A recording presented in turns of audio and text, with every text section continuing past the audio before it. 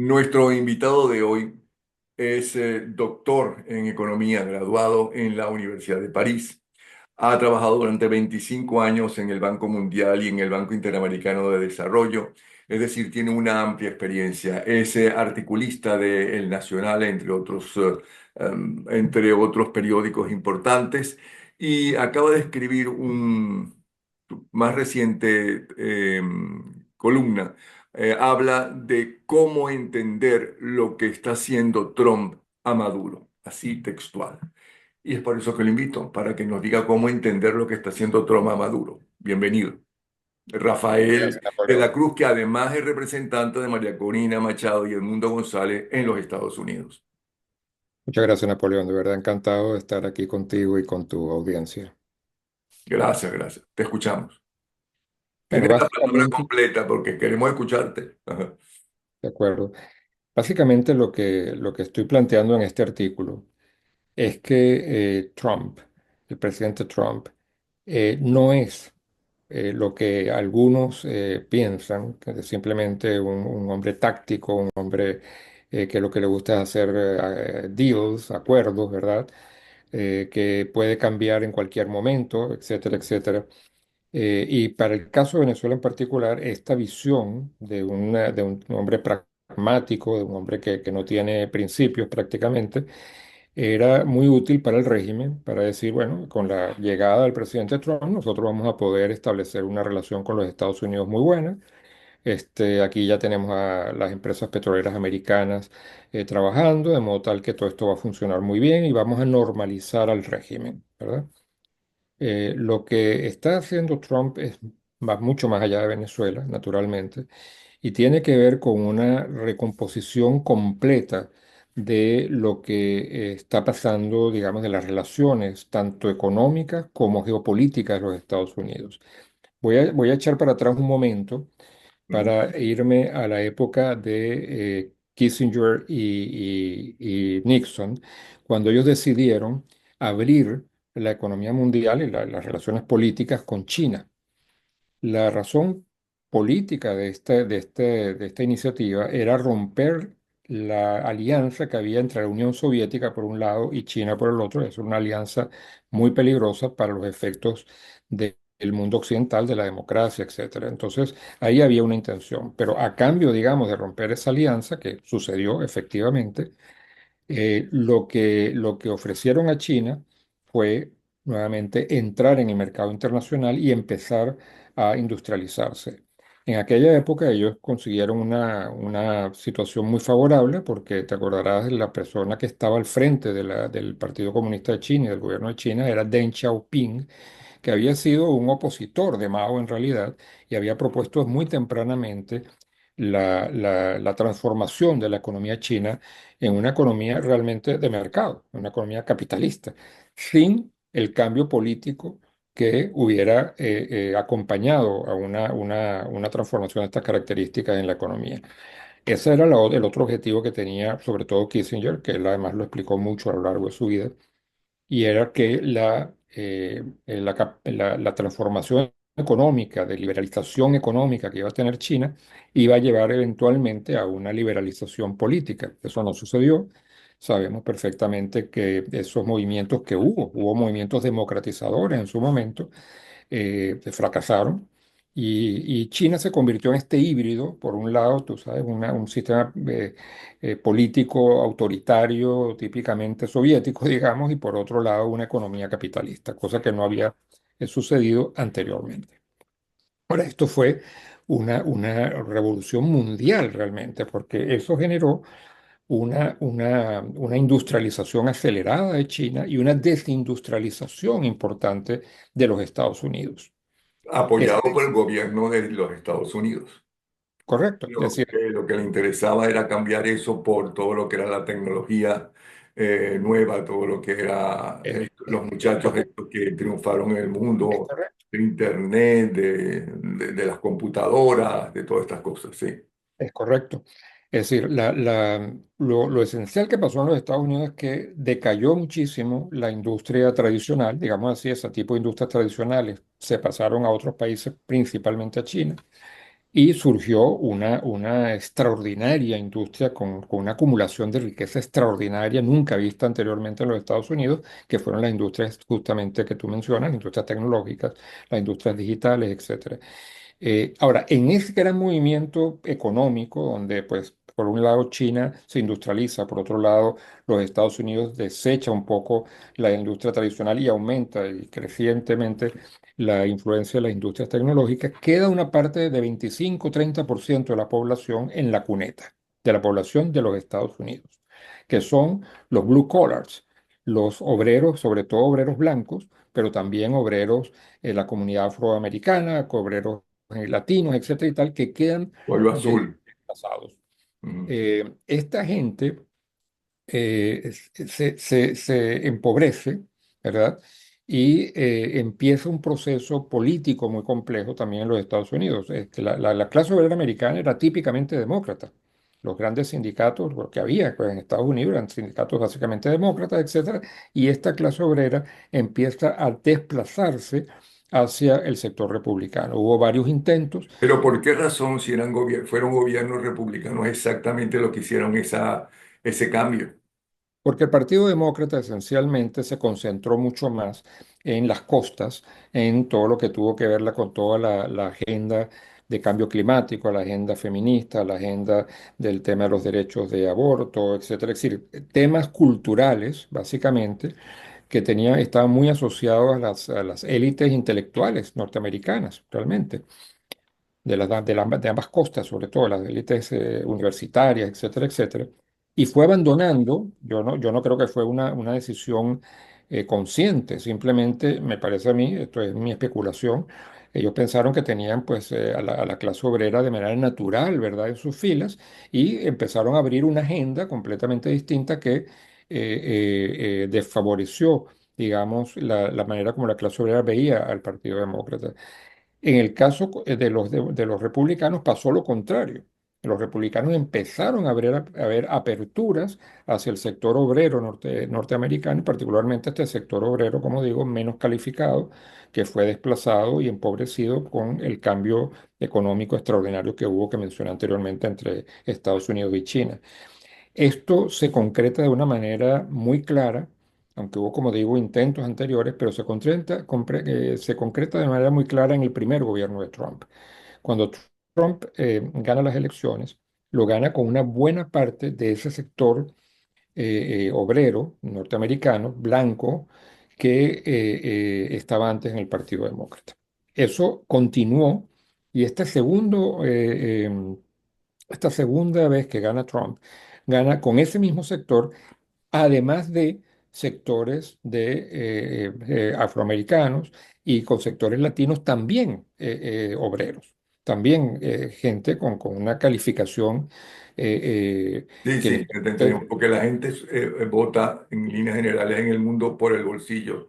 Lo que quieren los Exactamente. líderes, bueno, quiero tener presente y futuro. Exactamente. Entonces Trump le está ofreciendo esto. Y cuando tú te pones a ver cuál es la política económica que está planteando Trump, que están planteando sus asesores económicos, es reindustrializar a los Estados Unidos. Lo Obviamente dice no, claramente, él lo ha lo dicho. dice claramente, es decir, no hay que estar lucubrando ni buscando papeles secretos, lo están diciendo abiertamente, ¿no? Y lo están diciendo abiertamente, ¿por qué? Porque están dándole una respuesta precisamente a lo que es el core, lo central del grupo social en los Estados Unidos que está apoyando precisamente a ¿Y Trump. eso qué No es tiene el que ver único. con Venezuela? Nada de esto tiene que ver con Venezuela hasta donde lo que estamos hablando, ¿ok? Ahora, esto es económicamente hablando, ¿no? Entonces, por un lado. Por otro lado está el tema geopolítico. Y aquí el punto esencial es la percepción que tiene una parte importante de la sociedad americana de que los Estados Unidos, desde el punto de vista de su influencia internacional, ha ido declinando. De manera tal de que eh, hay una reacción muy importante de un sector grande de la sociedad americana que lo que quiere es reafirmar el papel primordial que tienen los Estados Unidos globalmente, la geopolítica de los Estados Unidos. Y para eso están haciendo varias cosas. Primero, después de la Segunda Guerra Mundial, el adversario principal naturalmente era la Unión Soviética. China, nos acordamos, era un país enorme, pero muy pobre. Eso era un pueblo, realmente, de gente muy, muy pobre. Enorme, pero pobre. La importancia, digamos, de esa alianza entre Rusia y China, de sacarle a China a la Unión Soviética, era debilitar a la Unión Soviética porque ese era el adversario principal. En este momento, nada que ver, nada que ver. Es decir, la Unión Soviética es un país de 2 trillones de dólares, de una economía de unos 2 trillones de Rusia, dólares. dices tú. Rusia, perdón, ya la Unión Soviética pasó hace un rato, menos mal, pero es una economía de alrededor de esta magnitud. Estados Unidos es una economía de 27 trillones de dólares. China es una economía de cerca de 17 trillones de dólares. Estamos hablando de un mundo completamente diferente y China, queriendo, no solamente se industrializó, mejoró su nivel de vida, la clase media china en este momento es fenomenalmente grande también, etcétera, etcétera. No solamente pasó eso, sino que China ahora está tratando de alguna manera, imponer una hegemonía paralela y competitiva con la de los Estados Unidos. Hay una cantidad enorme, no vamos a entrar en todos los detalles de esto, pero hay una cantidad enorme de evidencias de que China está empujando para convertirse en una potencia global rival de la de Estados Unidos.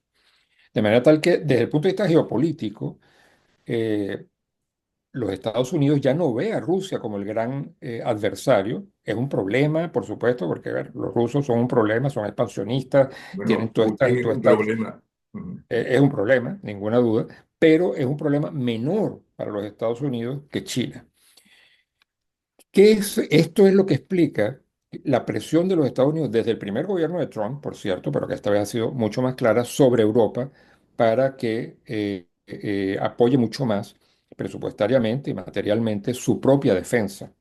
Estados Unidos ha sido el paraguas que ha protegido a Europa desde la Segunda Guerra Mundial y eso le ha costado a Estados Unidos un montón de recursos de todo tipo, no solamente financieros, son Bueno, recursos.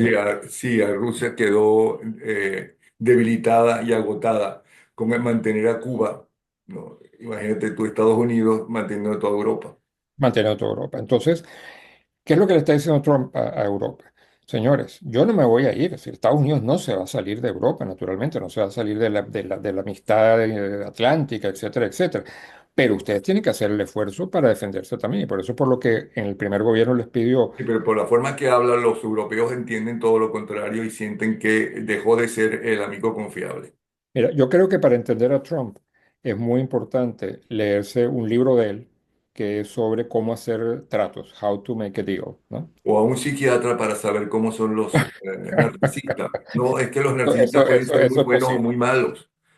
Los Pero muchachos. yo en todo caso lo que creo es que hay una manera racional de entender esto, independientemente de las Y vuelvo a personalidades. preguntar porque tenemos 20 minutos en total, 25. ¿Eso qué tiene que ver con Venezuela? ¿Qué Ok, ha hecho Trump por Venezuela? correcto. Entonces, al final de cuentas, esto de que Europa tiene que encargarse de Rusia, por un lado, y que Estados Unidos va a poner gran parte de lo que tenía en el Atlántico, lo va a poner en el Pacífico, precisamente para enfrentar la situación de China. En ese esquema, América completa, las Américas, tiene que ser para los americanos con S, sí, para todos los americanos, nosotros y los americanos, los norteamericanos. Aquello de América para los americanos después de la Segunda Guerra Mundial cuando se dividieron el mundo. Exactamente. América para los americanos, pero no solamente para los Estados Unidos. América como por cierto que hubo, en esto me ayuda mucho, una declaración muy reciente, posterior a mi artículo, del secretario de Defensa de los Estados Unidos, hace apenas un par de días o tres, diciendo explícitamente esto que estoy diciendo. Que lo dije en el artículo, pero él lo dijo después explícitamente, con lo cual pues hay consistencia en esta concepción. América para los americanos y la idea de que las Américas, es decir, todo el hemisferio occidental, tiene que caminar juntos hacia la prosperidad y hacia la seguridad mutua. En ese concepto, y estoy hablando de un concepto geopolítico global, como ya tú lo ves, Venezuela es la punta de lanza del problema de América Latina para los Estados Unidos. Porque mientras Venezuela esté en manos de personajes como los que están en este momento, no hay manera de mantener una situación en América Latina de seguridad y de prosperidad para toda la región. Venezuela es una clave muy importante, por muy disminuida que esté la economía venezolana, Venezuela sigue siendo un país de altísima importancia geopolítica, económica, energética y de seguridad. De manera tal que resolver el problema de Venezuela para los Estados Unidos es central para poder enfrentar una reorganización global como la que están planteando, en donde América Latina entra a formar parte de un concepto más global de las Américas, en términos nuevamente, como digo, de seguridad y de prosperidad, de desarrollo económico. Entonces, eso es lo que hay detrás de todo esto. Es una cosa que, ahora, la personalidad de Trump, por supuesto, es una personalidad que enfrenta muy directamente, ¿verdad? Es muy controversial, etcétera, etcétera. Entonces, claro, se forman toda una serie de prejuicios y de opiniones y de ideas de por qué y tal. Naturalmente, si fuera un presidente distinto, no Trump, sino otro presidente y estuviera de todas maneras haciendo lo mismo, con otra forma de hacerlo, pues probablemente la cosa se vería de alguna manera diferente. Pero bueno, Trump tiene la personalidad que tiene. Bueno, pero es que además, Pues especula mucho. dentro del gobierno unos dicen una cosa, otros dicen, Trump dice lo contrario. La vocera del gobierno dijo que, bueno, le quitan el TPS y a los venezolanos porque ya Venezuela está mejor, ¿no? Se está arreglando. Y por otro lado, Trump dice, no, en un momento, Maduro es el representante del cartel de los soles, él es un narcotraficante, ese es un terrorista enemigo de los Estados Unidos. Pero entonces Venezuela no se está arreglando. ¿Me Sí. explico? La Y ese es única un vez que simple yo, ejemplo de muchas cosas que pasan. Dime. hay un punto de contradicción efectivamente en lo que tú mencionas, que no lo mencionó, que yo recuerde la secretaria de prensa, sino que fue en el decreto justamente donde se derogaba, donde no se extendía el TPS, el primer grupo de Y cuando TPS, se lo preguntaron, él ya Homeland dijo eso. Security. Ujú. Y entonces había una línea ahí en el decreto que decía que sí, que Venezuela, que había habido avances, no sé cuánto y tal, era una especie de justificación para poder hacer esto, ¿no? Ahora, en realidad, eso sucedió, efectivamente, pero en realidad todos los voceros, incluyendo a Trump, de la administración actual, tratan a Venezuela de la manera como nosotros la vemos. Es decir, es un país que está en una situación terrible, de una emergencia humanitaria gigantesca por Maduro y el régimen. Es una destrucción total de la economía, una dictadura brutal, y en eso la administración americana está muy clara. Ahora, vamos a empezar porque, ¿qué ha hecho Trump, ¿no? Desde que llegó esta vez? Por enfrentarse a a la narcotiranía venezolana, por un lado, como tú lo inicias en tu artículo. ¿Ok? ¿Y cuál crees tú? ¿Y por qué crees tú que está haciendo eso? ¿Y cuál es el segundo paso que crees tú, ¿no? Se va a realizar en base a lo que ya está haciendo, en base a lo que ya hizo, hacia dónde va con esas cosas. Por favor, explícanos. Yo creo que hay una convicción total en la administración americana de enfrentar de manera radical a la dictadura de Maduro y su combo. Esa decisión está tomada, yo creo. Las cosas concretas que han hecho son muchas, pero voy a mencionar tres que son muy importantes. La primera fue la eliminación de la licencia a las empresas petroleras para trabajar en Venezuela.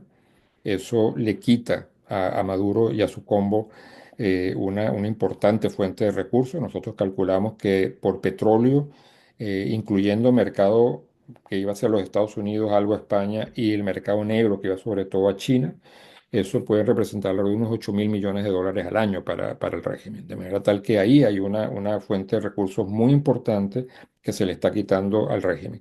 Que por cierto, aquí déjame de hacer un paréntesis rápidamente. No es que se le está quitando al país, no es que se le está quitando a la gente.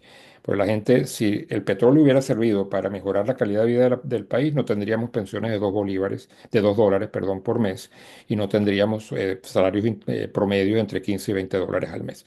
Eso es ridículo. Es decir, se ha gastado mucho esfuerzo en tratar de mostrar que esto es contra el pueblo de Venezuela, esto es contra el régimen de Maduro, contra una Bueno, dictadura. pero de todas Que se formas acopien de esa recuerda idea. aquella expresión, porque además todos lo dicen porque son unos bocones, no recuerdo quién, la gente nos escribirá quién lo dijo. Por favor, que lo digan, que lo escriban. Tenemos que le dijeron a Guayquipuro Lameda en Miraflores, ¿no? Tenemos que mantener los pobres porque si no se van a la clase media, ¿no? Y se ponen en contra de nosotros. Ellos Se pone en necesitan a contra los de los... pobres como los Castro han necesitado a los pobres, a un Cuba empobrecido y temeroso. Así Entonces, ¿qué es, otra tienes cosa ha toda la hecho? razón tienes toda la razón y esto es una cosa premeditada desde el principio de este régimen. Entonces, por un lado, como digo, le ha quitado las licencias a estas empresas petroleras, que es un golpe muy fuerte contra el régimen.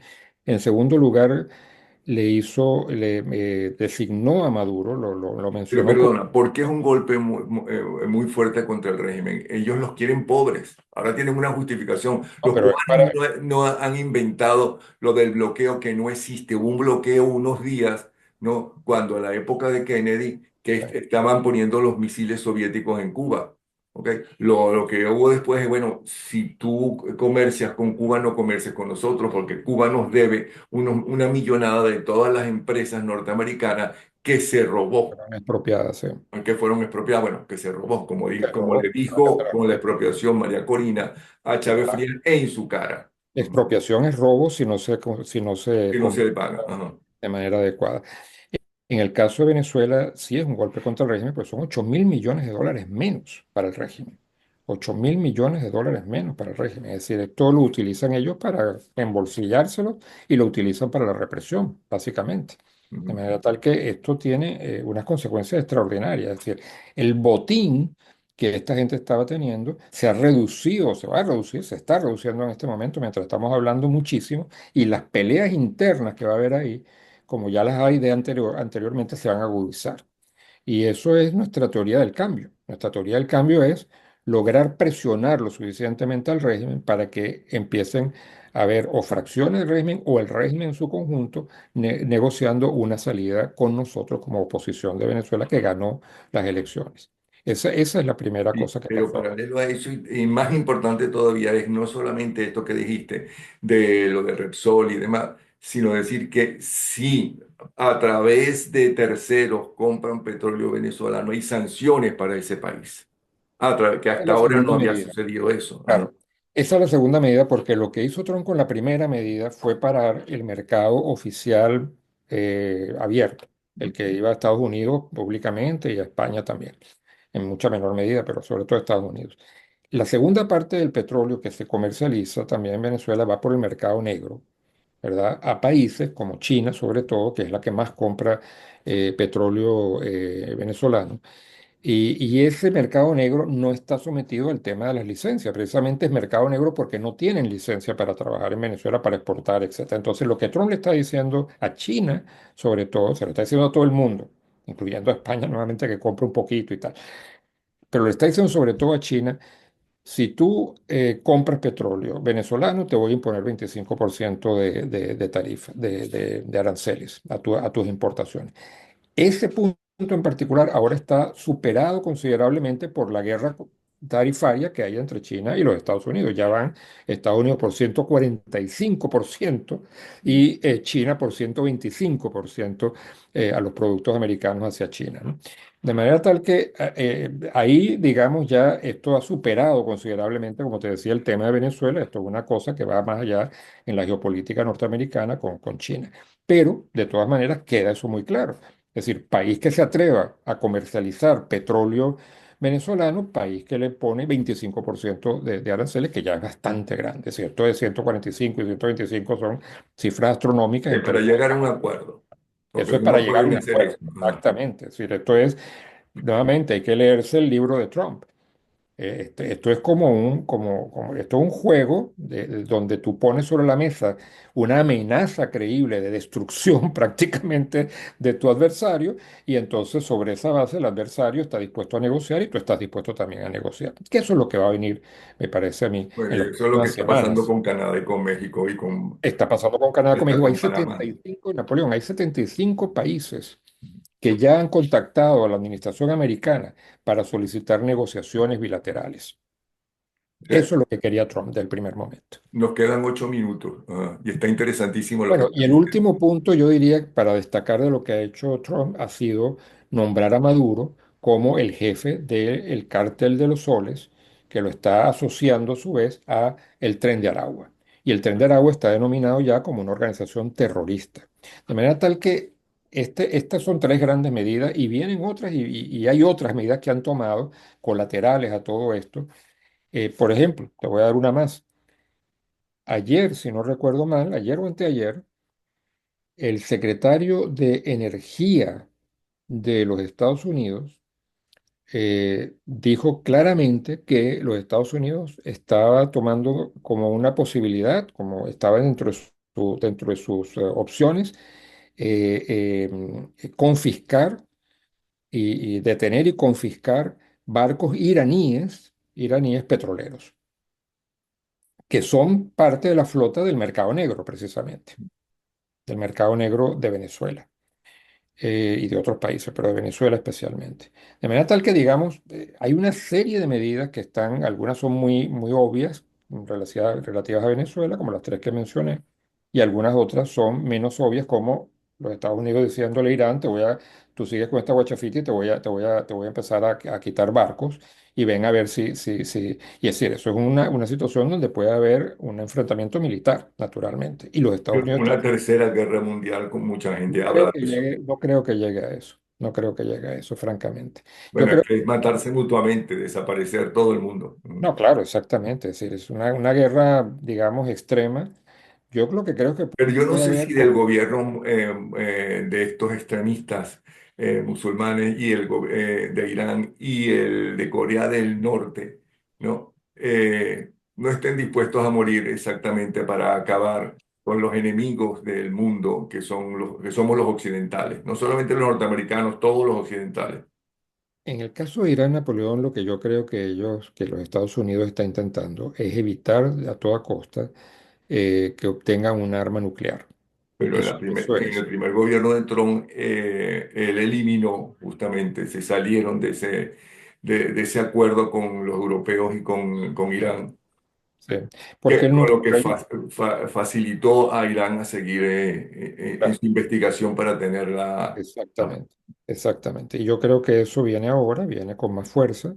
Es decir, en resumen, yo lo que creo es que esto no es un tema solamente de Venezuela. Venezuela está inmersa, la situación de Venezuela con respecto a Estados Unidos, está inmersa en una movida geopolítica muchísimo más grande que tiene que ver con los temas económicos y sociales dentro de los Estados Unidos que se están debatiendo en este momento en este país y que tiene que ver también con la posición, el posicionamiento de los Estados Unidos de una prioridad al área atlántica a una prioridad al área pacífica en este Cosa que se momento, entiende. que se entiende. Y el lograr que América quede liberada, digamos, de la influencia de estos sectores, de estas potencias regionales y la potencia global que puede y quiere ser China. Que por cierto se han metido, tal como se han metido por culpa de los gobiernos de los dos partidos, de los dos, que Es han correcto, dejado a América Latina. Bueno, esa gente no tiene guerras por fortuna, tiene unos dictadores que pasan y, o sea, y ya está.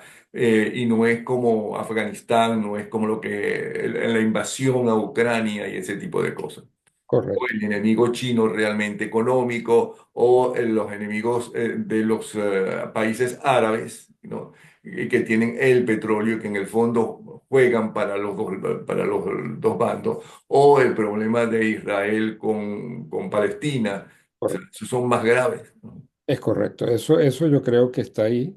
Desde la época de Kennedy, probablemente no había habido nunca una atención tan grande a América Latina. En este momento, los equipos de la política exterior americana y de la política de seguridad americana son muy enfocados en América Latina. Hemos hablado en otras ocasiones de Marco Rubio, y sus dos primeros viajes oficiales fueron a América Latina, precisamente, y lo han expresado pública y abiertamente. Y ahora ya no solamente ellos, sino el secretario de Defensa, que no es una persona conocida por entender bien América Latina, ni por haber estado relacionado con América Latina, no es del grupo de la Florida. El secretario de Defensa es más bien del grupo MAGA, ¿verdad? Dentro del gobierno. Y sin embargo, claramente están alineados, ¿verdad? En el tema de lograr un nivel de seguridad muy alto y de compromiso interamericano muy alto para la región. Ok, nos quedan solamente 2 minutos. ¿Y por qué no nos resumes todo lo que has dicho bien interesante y que es el título del programa y de tu artículo? ¿Cómo entender lo que está haciendo Trump a Maduro? ¿Cómo lo entendemos? Hay que entenderlo como la decisión de los Estados Unidos de cooperar con todo lo que puede a terminar con la dictadura de Maduro. Y en esto los Estados Unidos están actuando de una manera decisiva, lo estamos viendo, es público, notorio, y nos toca a nosotros, a los venezolanos, la última milla, vamos a decirlo así. Nosotros somos los que es responsables de verdad, al final de cuentas, de nuestro país, somos responsables de recuperar nuestro país y lo vamos a hacer, lo Pero ¿qué vamos a más hacer. podemos hacer? Ya tenemos líder, que es María Corina, tenemos presidente electo y demostrado por primera vez, bueno, aquí tiene las actas, porque antes se había demostrado en teoría perfecto en las universidades y demás cómo se robaban las elecciones. Aquí tiene las actas, ya eso se demostró. Es un Bueno, pueblo que lleva 25 años en la calle, desde aquella manifestación con mis hijos no te metas, ¿ok? Es decir, ¿qué más puede hacer la gente? ¿Qué más pues podemos hacer?